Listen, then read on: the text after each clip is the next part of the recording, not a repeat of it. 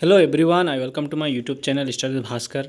मैं आज आपके साथ कुछ इंपॉर्टेंट क्वेश्चन जो कि आपके upcoming BEd entrance Tezpur university, Guwahati university और साथ ही साथ बोडोलैंड यूनिवर्सिटी और आपका गुवाहाटी यूनिवर्सिटी, ये सारी यूनिवर्सिटी के जो बीएड एंट्रेंस है उसमें आपको हेल्प करेंगे। और इसमें 25 क्वेश्चन होंगे और आप लोग अच्छे से टिक कीजिएगा, ओके। और आपका जो जो प्रिपरेशन है वो भी आप यहाँ पे जांच सकते हैं कि आप किस दिशा में आपका प्रिपरेशन जा रहा है, ओके। तो first question, nomination of Rajya Sabha members by the president was taken from the constitution of.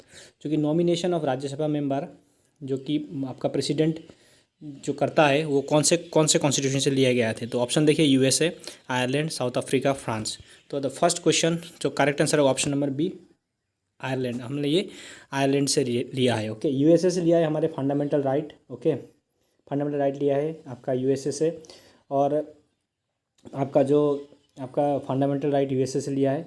और साथ ही साथ आपका जो कि आपका जो जुडिशरी सिस्टम है आपका, ओके, वो भी equal before law, equality before law, ये भी हमने कहाँ से लिया है, यूएसए से लिया है, ओके। याद रखिएगा। So correct answer option number B, Ireland. Next question, the concept of sovereign parliament originate in. Sovereign parliament का कॉन्सेप्ट कहाँ से ओरिजिन हुआ है। ऑप्शन देखिए, England, India, France, Japan. So correct answer is option number A, England. England से ये origin हुआ है, ओके। इंग्लैंड में ये सोवरेन पार्लियामेंट है, याद रखिएगा। Next question, who is considered the architect of the Indian constitution. Indian constitution के आर्किटेक्ट किन्हें कहा जाता है। तो ऑप्शन देखिए, Mahatma Gandhi, B R Ambedkar, Jawaharlal Nehru, B N Rao. Mahatma Gandhi, जिनको क्या कहा जाता है, फादर ऑफ नेशन कहा जाता है। ये इन्होंने हिंद स्वराज बुक लिखा है, हिंद स्वराज। और my experiment with truth book इन्होंने लिखा था, महात्मा गांधी ने लिखा था, okay.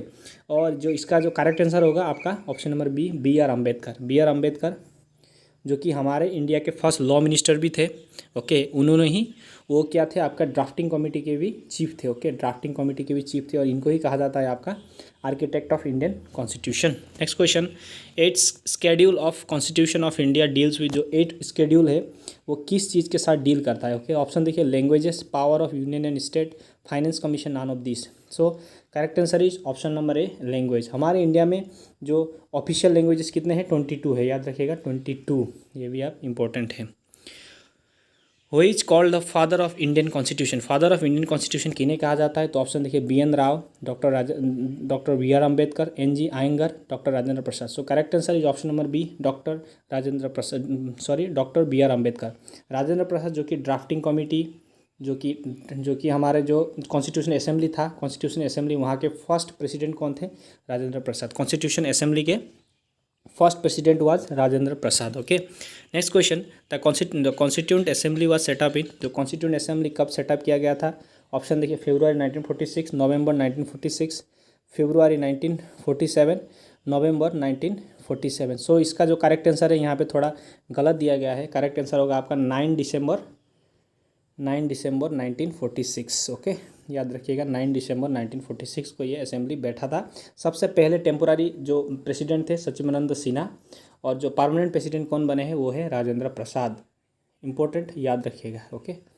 Next question, the total member in the constituent assembly were. Constituent assembly में टोटल मेंबर कितने थे। ऑप्शन देखिए, 489, 350, 389, 370। Correct answer is option number C, 389 member थे total, okay. Next question, the first meeting of constituent assembly was held in. तो first meeting जो constituent assembly का कब held हुआ था। तो ऑप्शन देखिए, 9 दिसंबर 1946, 9 फरवरी 1947, 22 जनवरी 1947, 11 दिसंबर 1946। तो करेक्ट आंसर ऑप्शन नंबर 1, 9 दिसंबर 1946। और इसके जो फर्स्ट जो प्रेसिडेंट कौन थे, सचिमानंद सिन्हा, ओके, याद रखिएगा। Next question, who was the permanent president of the constituent assembly. जो परमानेंट प्रेसिडेंट कौन थे, या ऑप्शन देखिए, डॉक्टर बी आर अम्बेडकर जो कि फादर ऑफ इंडियन कॉन्स्टिट्यूशन है, याद रखिएगा, फादर ऑफ इंडियन कॉन्स्टिट्यूशन। उसके बाद डॉक्टर राजेंद्र प्रसाद, ये थे आपके permanent president, okay. Doctor Rajendra Prasad was the permanent president, ये करेक्ट आंसर होगा। सचिमानंद सिन्हा कौन थे, ये टेम्पोररी प्रेसिडेंट थे, ओके, टेम्पोररी थे। Next question, who was the chairman of drafting committee. Drafting committee के चेयरमैन कौन थे। तो ऑप्शन देखिए, doctor B R Ambedkar, J L Nehru, V N Rao, Rajendra Prasad. Correct answer option number A, doctor B R Ambedkar. Next question, the draft constitution was published in. तो constitution का draft कब publish हुआ था। तो आपका ऑप्शन देखिए, जनवरी 1948, नवंबर 1949, फरवरी 1948, मार्च 1948। So correct and appropriate answer is option number A, January 1948 draft publish हुआ था, ओके। 11 का 1 होगा, ओके। तभी जो पब्लिश हुआ था। उसके बाद देखिए the constitution was finally adopted on, कब अडॉप्ट किया गया था, तो ऑप्शन देखिए 26 जनवरी 1950, 26 दिसंबर 1949, 26 नवंबर 1949 एंड ऑप्शन डी 24 जनवरी 1950। Correct answer is option number C 26 नवंबर 1949। इसीलिए 26 नवंबर को हम कॉन्स्टिट्यूशन डे मनाते हैं। ओके, कॉन्स्टिट्यूशन डे मनाते हैं।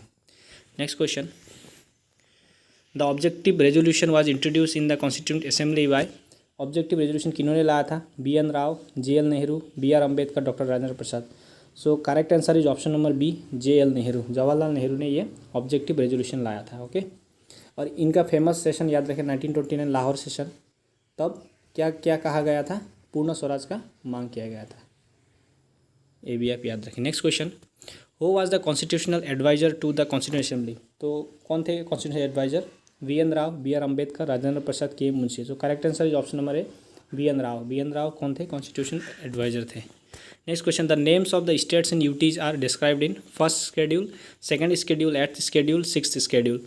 सो correct answer is option number A first schedule. First schedule में ही ये मेंशन है, जो यूटी और ये सब के नाम। नेक्स्ट क्वेश्चन देखिए, which of the following would be called a secular state, the state which does not discriminate between religions, the state which accepts all religion and religions of the state which follows a particular religion, the state which is anti religion। So इसका correct answer होगा option number B, the state which accepts all religions as religions of state। तो इसका right answer होगा option number A, the state does not discriminate between religion. तो option number A is correct होगा, क्योंकि कोई भी एक परमानेंट रिलीजन नहीं होगा, इसमें कोई डिस्क्रिमिनेट नहीं किया जाएगा। Okay, next question, in the preamble of the words socialist, secular and unity and integrity were adopted were added in by 42nd amendment 1946, 1976, 44th amendment 1978, first amendment 1951, 7th amendment 1956। So correct answer जो कि इसका होगा option number A 42nd amendment 1976। Next question, which of the following is called as the soul of the constitution, directive principle of state policy, fundamental duties, preamble, fundamental rights। so correct answer is option number C। okay, preamble is called as the soul of the Indian constitution।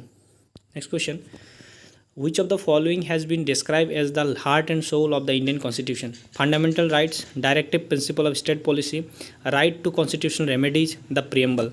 सो इसका जो correct answer होगा option number C, right to constitutional remedies. इसको क्या कहा जाता है, heart and soul, जो कि बी आर अम्बेडकर ने कहा था। Okay, B R Ambedkar said that this is called the heart and soul of the Indian constitution.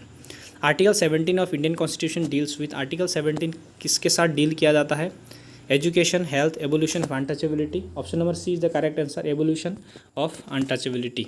Next question, the directive principle are what, justiciable, non justiciable, rigid and flexible। so correct answer is option number B, non justiciable। ये non justiciable है। okay, next question, the Mandal commission report refers to the other backward classes, the scheduled tribe, the minorities, the scheduled caste।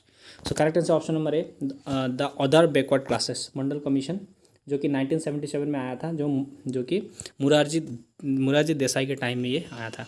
How many fundamental rights हुए granted initially कितने fundamental right थे, so it is 7 थे, total 7 थे इसके, सबसे अभी थोड़े कम हो गए। अभी जो राइट टू प्रॉपर्टी है वो एक लीगल राइट हुआ है। ओके, 44th अमेंडमेंट से 44th अमेंडमेंट किया गया है, उससे एक लीगल राइट है। Which of the following is known as the Magna Carta of the constitution, fundamental right, preamble, fundamental duties and option number D DPSP। Correct answer is option number A, Magna Carta, जो कि fundamental right was the Magna Carta of Indian constitution. The right to property ceases to be a fundamental right by 44th amendment act. Okay, 19 जो कि 44th amendment act से इसको एक legal right बनाया गया है। ओके, 300A में एक लीगल राइट है ये। तो ये था video, thank you for watching, have a nice